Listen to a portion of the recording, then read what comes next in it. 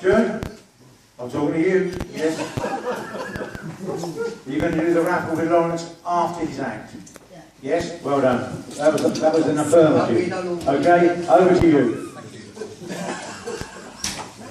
I want to check something first of all. If I stood here without a microphone, can you all hear me? Yes.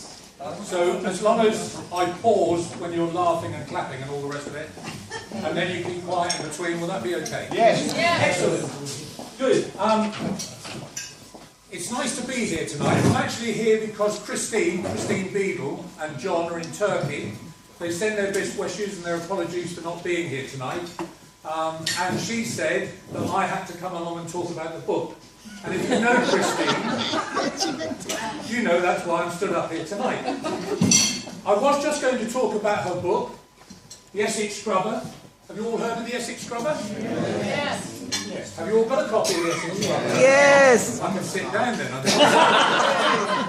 But basically what I'm going to stand up here and do tonight is to encourage you to look at the little leaflets on the table, to encourage you maybe to buy more copies of this. Which is an excellent book, which I've spent the last couple of years with Christine helping her write it. Most reports from most people seem to say that they really enjoy it, from all different ages, all different sexes. But it's also raising money. 50% of the proceeds go towards Helen's charities for this year. So it is a good cause. Anyway, she said that not only would I stand up here, I jokingly said to her, because when I was at the first charter night. How many of you were at our first charter night? Way. Do you remember that idiot dressed like a Roman soldier? Yes. Whatever happened to him? He put on white. Yeah, well this... And he's 13 years older. This is going to be as bad as it was that night. But I find myself once again at a charter night dressed up sort of funny. And I said to her, you know, I could always do a little bit of entertainment like I did at the first time, jokingly. The next minute she sent an email to Helen saying, and Lawrence will do an entertainment at the charter night. And the next minute Helen replies saying, oh, that would be lovely, thank you. And I'm here. Now, the upshot of that is that you have to sit for the next 5 minutes or so and listen to me.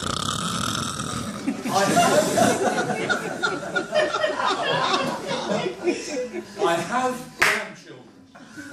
I want to get this bit out of the way first of all. I have grandchildren and they know I'm doing this tonight. And I know when I speak to them tomorrow morning, they're going to say, Grandad, did they all laugh and cheer and clap? And you wouldn't want me to lie to them, would you? So just bear that in mind. It's been recorded. I used to do stand-up. I used to go on stage, people would stand up and leave. So I'm hoping that this is going to be somewhat better. Do any of you remember Jasper Carrott? Yes. Do you know he used to do those bits where he stood and read out all those bits from insurance claims and things? Yeah. It was really, really funny. Well, I'm not doing that. But because I am 13 years older than the last charter night I stood up and did something silly, most of what I've got is written down. And I've worried about this a lot, as you can imagine. Didn't know what to do. And I thought at first I would just do some one-liners, just to sort of get the party going. The sort of thing, marriage is the process of finding out what kind of man your wife would have preferred. It's better. My friend was told by his doctor to do something that gets him out the pub, so he took up smoking. I took a degree in ballet. I got a 2-2.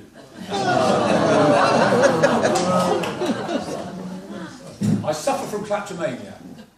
But when I feel it coming on, I take something for it. My wife told me sex is better on holiday, and that wasn't really a very nice postcard to receive.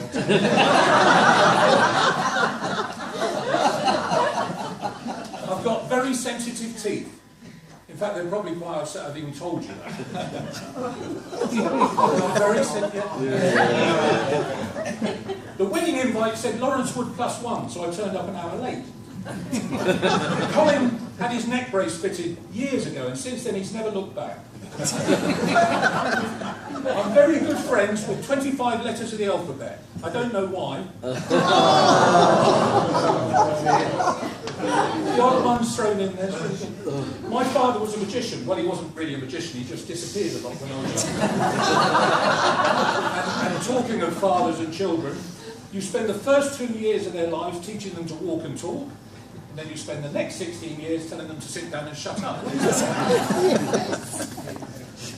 A man locally was arrested for stealing helium balloons. Police held him for a while and then let him go.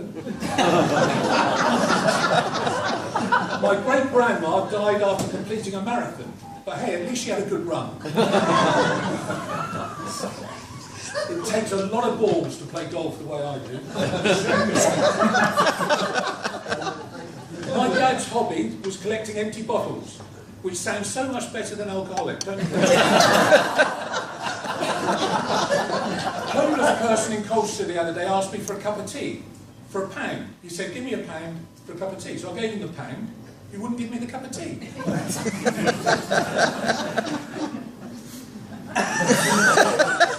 Never trust atoms. They make up everything. We just paid for a survey for our house, and 8 out of 10 people said they'd buy it. I couldn't believe my dad had been stealing from his job as a road worker, but when I got home, all the signs were there. I googled missing medieval servant, and it came up with page not found. At hospital over the weekend, I heard a load of patients reciting Scottish poetry. Apparently it was a serious burns unit. And I rang the incontinence hotline the other day, and they asked me to hold on.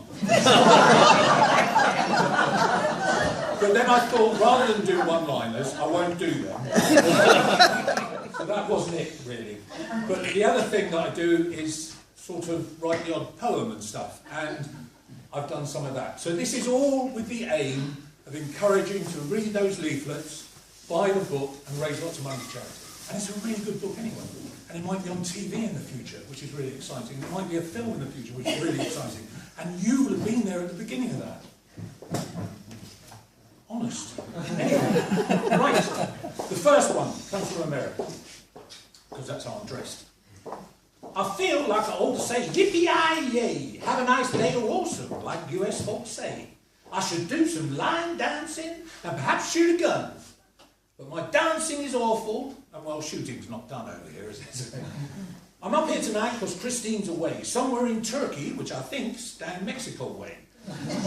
Well, USA citizens aren't renowned for geographical knowledge because we mainly chase cheerleaders or play football in college. By football, I don't mean what you guys call soccer. 45 minutes each way, then 0-0, what a shocker. You guys need to learn that a game needs big scores. Though in this Ryder Cup, that did not help our cause. So from the US of A, I'll now say, see you guys. But from over the pond, a word to the wise. If you like a good read that will also bring karma, buy the Essex Scrubber. And that's signed by Obama. An English one. The Essex Scrubber, keeping it clean, it's fun, it's moving, and above all, it's clean. Buy copies for your friends and make their day, send all that money charity way. If you haven't bought one yet, that's fine, because they only cost $8.99. And I've got some tonight. If you've got one on Reddit, well, share all that fun. Keep yours for yourself and buy another one. Half of the proceeds to Helen's charities this year, sell all the books, that's almost £5,000 clear. So we need your help to do that. And finally, various friends have sent in their comments, and I'm going to share them with you. The fact that most of these friends are dead just means that the last time I did impersonations and stand-up was a long time ago. There we go. Here we go. Harold Wilson said, please buy the book. While Tony Blair said, look, it's absolutely worth having a look. Ted Heath said, it's really a jolly good read. Frank Spencer said, nice, which means he agreed. The Queen said, I would like all my subjects to purchase a copy. And Jordan wrote in, what she said is soppy. David Frost said, this book is a literary success. Mary Berry sent a cake. It came out a mess. The Spice Girls agreed that this book has girl power. Simon Cowell voted no, but he's just being sour. George Formby on Skype sang, "You might have heard me sing before, and now you're going to hear some more, so just sit back and suffer with the rest while I..." Then the screen just went blank, which was all for the best. Charlie Drake said, "Hello, my darlings." He is quite out of touch. Frankie Howard said, "Oh no, listen, Mrs. No," which didn't help much. Les Dawson said, "I'm not saying that my wife's frigid, but every time she opens her mouth, a little light comes on."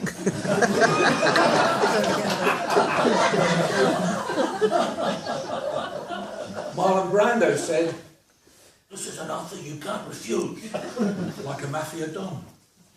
Terry Scott said, "I hate my brother, but he bought a copy and he can't even read." Terry Wogan said, it's a good cause, like on Children in Need. Winston Churchill said, "This is her finest book. So really, you ought to at least take a look." Christine said, "I would really like it if all of you buy it." She always sounds like the Queen, no matter how long. So I hope now you see that my message tonight is to please help book sales however you might. Give the book out as presents. It's Christmas quite soon, and okay, this might not be the next Lorna Doone, but it's a really good read. So I'll leave it to you. Thank you for this spot at this fantastic Doone. Thank you.